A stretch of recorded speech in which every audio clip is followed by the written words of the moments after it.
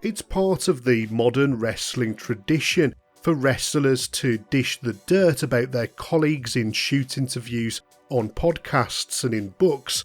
That's awesome for us fans, but it can be difficult to sort the truth from the fiction, and it's even more difficult considering how over the top the world of pro wrestling truly is. This video is a sequel to another Urban Legends video I made a few months ago. I'll leave a link to that if you'd like to check it out. So here are another bunch of completely believable urban legends, even though most of them are pretty damn insane. I always wondered why Raven was never given his dues outside of ECW. In the late 90s, I expected the depressed psychopath character that he portrayed in ECW to fit really well into Attitude Era WWF. You know, just give him a Nirvana track as his entrance music and let him get on with it. In the end, Raven in the WWF was a letdown. He was a mid-carder at best and a wasted opportunity. But perhaps there was a reason for this lack of push. It has been reported that Vince McMahon didn't particularly like Raven. Before he was in ECW, Raven worked for the WWF in 1993 as Johnny Polo, which is where the heat between him and McMahon apparently stems from. In an interview, Raven said, "Me and Shane McMahon used to be really tight, but we drifted apart. He'd go out with me every night. The boys thought I was kissing ass for my career, but it actually killed my career, giving me heat." So Raven himself says that him partying with Shane McMahon back in the 90s put him in Vince's bad books, affecting his second stint with the WWF between 2000 and 2003. But there might be another reason that Raven wasn't well liked backstage. Allegedly, Raven enjoyed walking around totally nude. Yes, the story goes that Raven liked to have his pecker out. A real backstage assault that enraged Steve Austin at the time. Austin's then wife Deborah was apparently practicing a promo backstage just as Raven was coming out of the shower in his birthday suit, which supposedly led to Austin confronting Raven, unhappy to have him flapping around in front of his wife. Paul Heyman presented his wrestling company as the land of the extreme. The rumour goes that he employed at least 3 murderers during its existence. So who could these alleged murderers possibly be? The first wrestler that springs to my mind is New Jack. It's claimed that New Jack was a bounty hunter before he joined wrestling, and during his wrestling career he certainly almost committed a homicide in the middle of the ring during the mass transit incident. How about Jimmy Snuka? Snuka worked for ECW between 1992 and 1994, and many years later he got a knock on the door from the feds accusing him of murdering his girlfriend in 1983. The charges were eventually dropped due to Snuka being unfit to stand trial, and he died in 2017. Now, I can only assume that Sabu, being a suicidal, homicidal, genocidal maniac, was all part of his gimmick. Chris Benoit, of course, would go on to become a double murderer, but future crimes probably don't count either. Let me know who you think might have been a murderer in the ECW locker room. This has to be one of the most believable stories on this list, considering who was involved.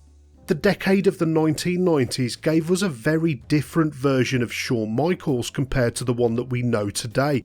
Basically, he was a complete dirtbag to everyone around him apart from his close friends. Suffice to say that in 1995, Michaels was just getting started on his journey of being a dickhead as he ascended to the main event of the WWF after winning the Royal Rumble. WrestleMania that year was the meeting place for Michaels to wrestle Diesel, and Pamela Anderson would be in his corner during the match, or that was the plan anyway. Pamela Anderson was world famous by 1995 thanks to her role in Baywatch. The rumour was that Michaels got into an altercation with Pamela's then husband, Tommy Lee. Michaels was allegedly flirting heavily backstage with Pamela, causing Tommy Lee to get in his face about it. when Pamela decided to escort Diesel down to the ring instead of Michaels at WrestleMania, it just added fuel to the fire that something had occurred backstage that we fans weren't made aware of. That was probably kayfabe, but let's be honest, it sounds like the exact kind of thing that Michaels would have gotten up to at the time. Vince McMahon really pissed off a lot of promoters during the 1980s as he put them out of business to make way for his national expansion. Hell, there was even a short-lived plot to kill him at one point. That was a discussion that promoters actually had at the time, according to Jim Ross. The plot for Bruiser Brody to put a stop to the first WrestleMania, however, is more of an urban legend. In 1985, the first WrestleMania was rapidly approaching.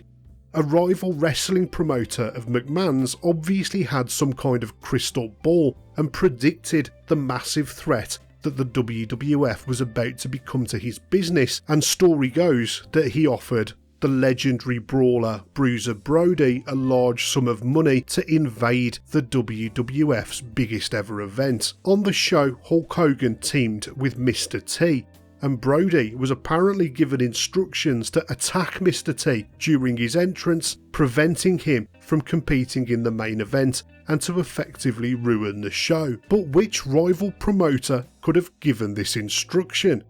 The AWA's Verne Gagne was a prime suspect. He'd lost many of his biggest stars to Vince McMahon, including Hulk Hogan, and he had good reason to try and get his own back.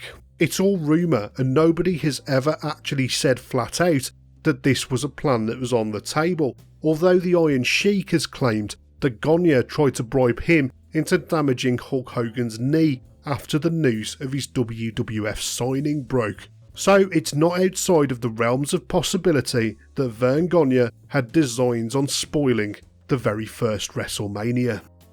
Any of you that grew up in the mid to late 90s like me will have fond memories of the Nintendo 64, the original PlayStation and the PS2. The video game nostalgia for that era includes official magazines, demo discs and cheat codes. Cheat codes, in particular, were a muscle memory for so many of us. We knew the exact combination on the controller to get unlimited ammo in GTA Vice City, how to unlock all the cars in Gran Turismo, and to unlock all the characters in Tekken, and rumours circulated at the time that there was even a combination to see the divas in your favourite WWF video game completely naked. That rumour had young teens 20 years ago furiously thumbing their controllers to try and see Tori nude in No Mercy on the N64 and Trish Stratus in her birthday suit in SmackDown 2 on the PlayStation. Unlike the cheat code that would give you infinite health in GTA 3, this one was almost certainly a fantasy. Sometimes wrestlers are bored out of their brains backstage, and so an urban legend says that one of those moments occurred backstage in the 1980s and involved all-round tough guy Billy Graham and a bottle of bleach. An unknown wrestler apparently made a bet that Billy Graham couldn't down half a gallon of Clorox bleach without throwing up. The urban legend has it that Graham guzzled a whole bottle of the chemical cleaning agent and then responded with a belch. The story goes that after he downed the bleach, Graham said that the only side effect that he felt was a mild case of nausea. However, drinking half a gallon of bleach would certainly cause burns on the inside of his body, vomiting, diarrhea, massive cramping and even internal bleeding. Since superstar Billy Graham didn't end up sick, either the rumour is untrue or he really was as wild and tough as he would have had everyone believe. Here's 3 highly believable rumours about crazy Grandpa Vince. Let's start with sneezing. The rumour says that Vince would love to lay the smackdown on this uncontrollable human mechanism, and if it's true, it is just so Vince McMahon. Him being the first ever human to eradicate sneezes would probably make him some kind of god in his own eyes. So many people have confirmed this rumour that it has just got to be true. Everyone from Chris Jericho to Daniel Bryan has confirmed it, and even former WWE head writer Brian Gewirtz has said in an interview that McMahon just hates the sound of people sneezing and would actually get angry if someone sneezed in a meeting. In his book, Chris Nowinski said that McMahon had a phobia of sneezing because he believed it made him appear weak. According to Nowinski, McMahon would yell at anyone who sneezed around him. McMahon also has a problem with nodding, or so the rumour goes. This is a lesser reported McMahonism, but it did come from Stephanie McMahon, so I think it has to be true. In an interview with Newsweek in 2017, Stephanie mentions that her father has a pet peeve about nodding because he thinks that it can be interpreted as an agreement or support when it may not be the case. And finally, it appears that Vince has some sort of eating disorder by all accounts. Bruce Pritchard said that Vince doesn't eat any food with his hands apart from sandwiches because for some reason sandwiches don't count. Pritchard said that when McMahon eats pizza, he folds it over and doesn't eat the part that is touched. On his podcast, Chris Jericho said that he tried to pitch an idea to Vince, but he got the timing all wrong. I had one of those greatest ideas I'd ever come up with. It actually involved the Wyatt family for SummerSlam with Shawn Michaels. I had it all plotted out. Vince, when I pitched it to him, was eating a steak. I had asked 3 different people, has he eaten already? Yes. As soon as I got in there, he was extra hungry that day and started eating a second meal. He was not paying attention to anything. I gave him the whole thing, silence. He just looks at me and goes, "Bad cow." What? Bad cow, this steak is tough. What about my great idea? What else have you got? I should have known. Out of everything on this list, these 3 stories about Vince McMahon are certainly the easiest to believe. He might be one of the most interesting men on the planet.